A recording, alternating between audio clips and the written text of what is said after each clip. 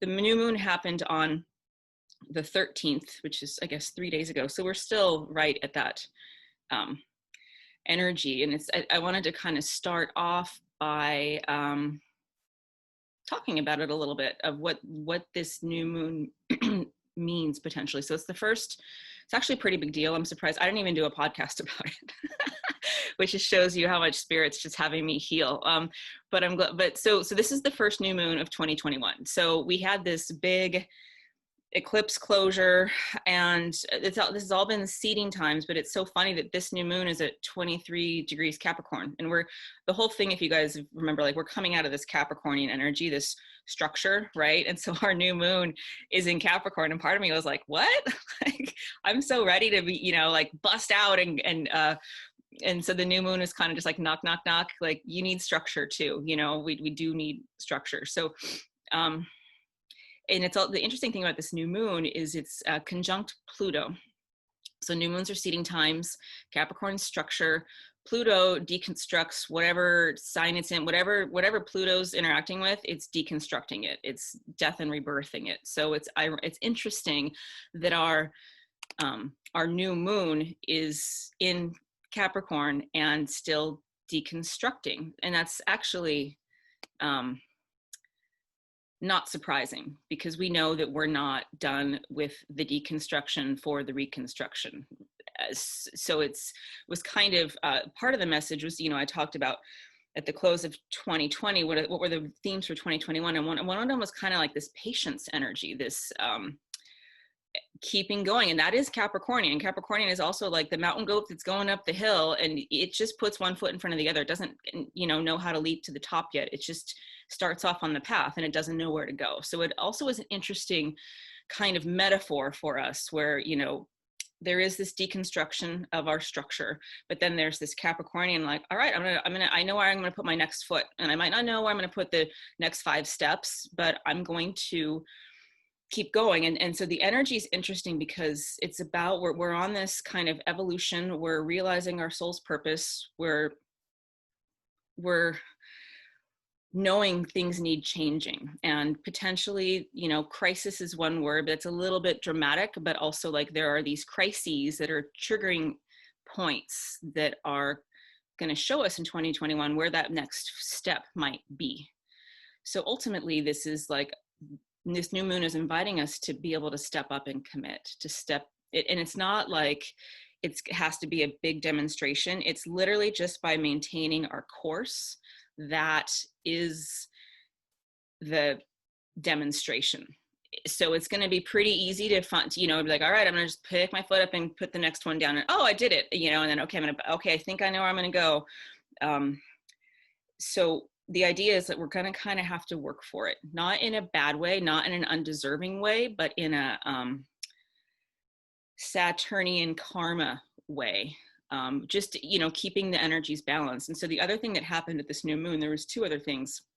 Mars squared Saturn. And so Saturn is, drive to action, desire, charge, and Saturn is karma and limitations. Squaring is clashing, right? So there might be some feeling around, inhibition, or not inhibition, frustration about feeling like we're being inhibited, I guess is the best thing that I could say. And that's part of it's going to be pretty easy. All we need to do is keep putting one foot in front of the other. Yeah, it might be a little bit frustrating, but also we are, as a collective, coming out of these grooves that are so deeply ingrained, even within those of us who consider ourselves on a spiritual path, really wanting to do the work. There's, in the collective, this stuff that is going to be needed to be deconstructed.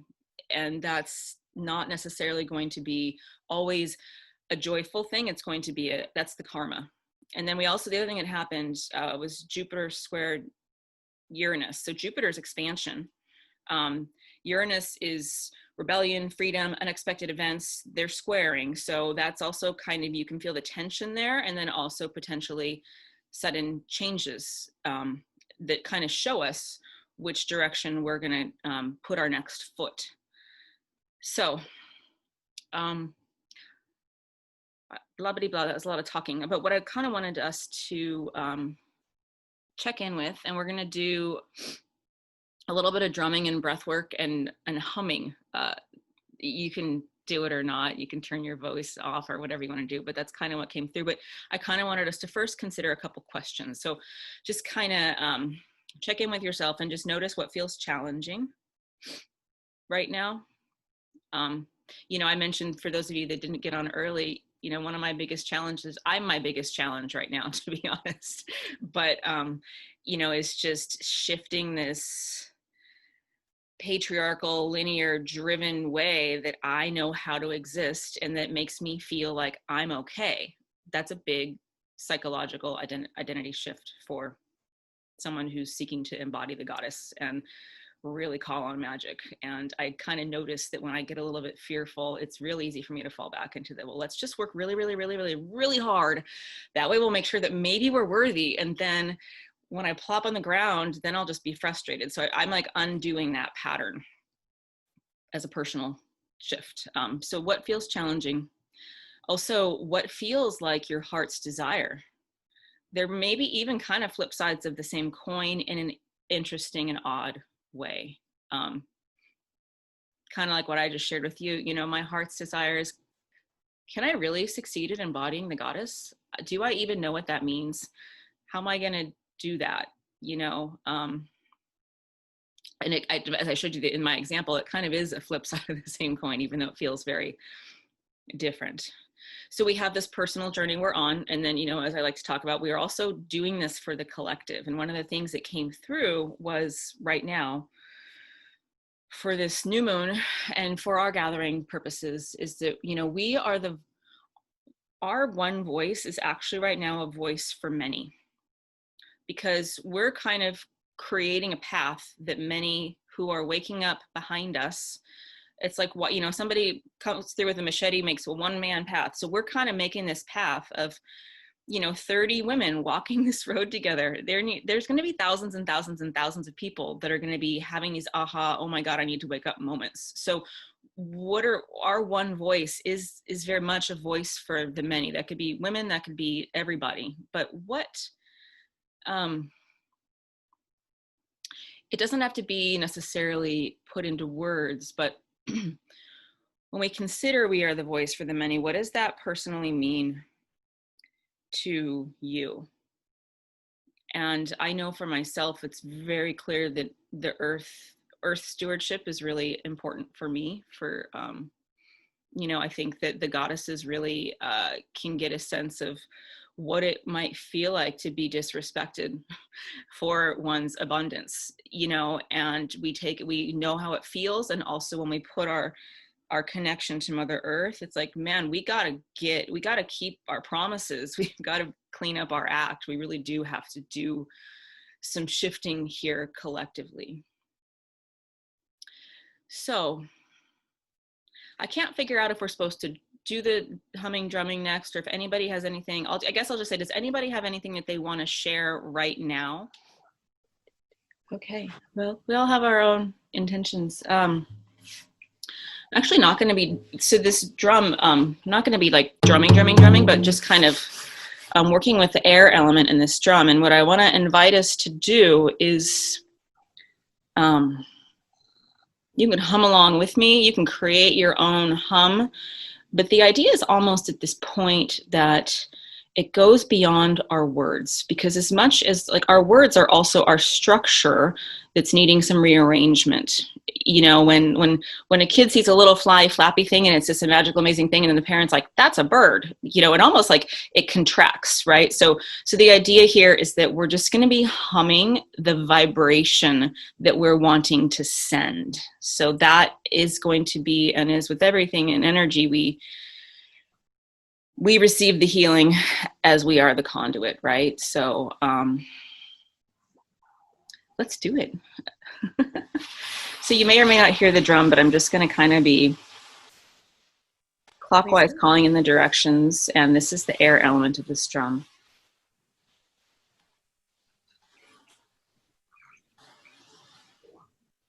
I'm just taking a few deep breaths, settling in. Find your own air element. Find your Your breath.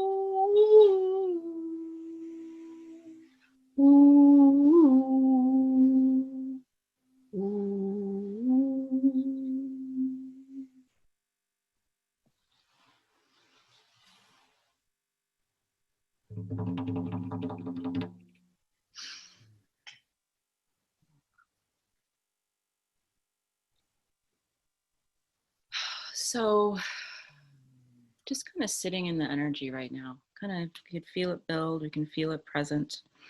And just imagine you're sending out just pulses of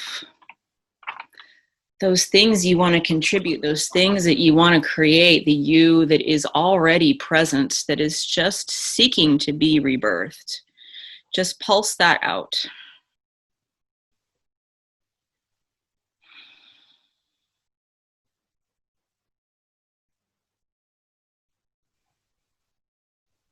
Maybe even imagine that it's as your heart, your physical heart's beating, it's just pulsing out the vibrations.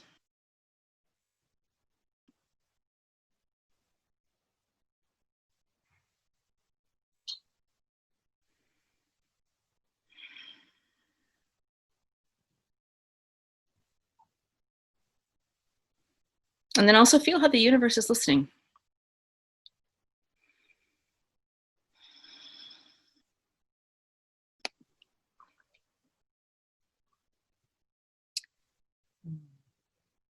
So that everything that you're pulsing out, you can aloud or silently to yourself say, and so it is.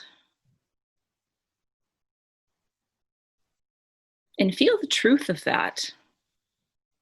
You already are this essence that your soul's seeking to become. And part of the path that this new moon is showing us, it's just going to be meet that resistance that's inside our field and just take another step, take another step. And so it is.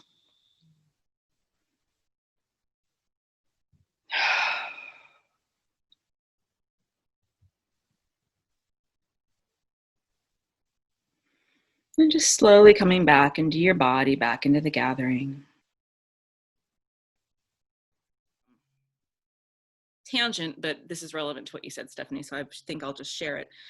Like, some of the readings that we do are like, there's some super feminist books that I pull from, and they're lesbian feminists from the 70s. And for some reason, these big books landed in my lap, and I'm like, all right. And then I read what they write, and I'm like, okay, A, they're really upset, but B, they're not wrong. Like, it's so interesting to me. So I was reading this stuff about, the words are, the patriarchy is, just how they've kind of stripped humanity of its ability to connect to the planet, of our ability to connect with each other. And, it's all about religion and economy and all this stuff that we're like marching along as these little robots, that we're supposed to be these organic beings, and we're supposed to be able to live these lives that are free and loving and balanced, and self taken care of, with the collective, but also self-contained. And also, we don't have to give our power away. When you said kind of like, well, what makes you qualified? I had that aha where I'm like, yeah, that's something that's in the collective, I mean, you can't just, I mean, the funny thing about Reiki is it's in our DNA. We do it all the time. In our DNA is one, but also like, what makes you qualified? Did you do a training or did you not? And there are both answers are fine, and I think we're kind of getting into that realm of like, I'm worthy because I breathe, and then and because this is coming through me. And that's also where the truth and the integrity, to come back to what we were talking about before, is like, what's really important is that we stand in integrity and truth with what we're qualified to do. Not qualified, just doing, and when we're in that integrity and truth, that alignment, that's when like all the magic happens too. So yay. Thank you.